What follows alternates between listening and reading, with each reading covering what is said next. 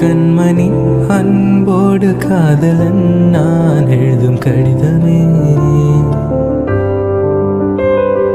பொன்மணி உன் வீட்டில் சௌக்கியமா, நான் எங்கு சௌக்கியமே.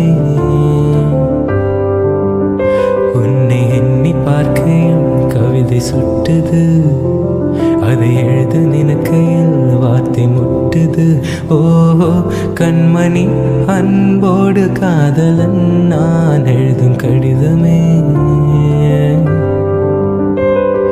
பொன்மணி உன் வீட்டில் சௌக்கியமா, நான் எங்கு சௌக்கியமே.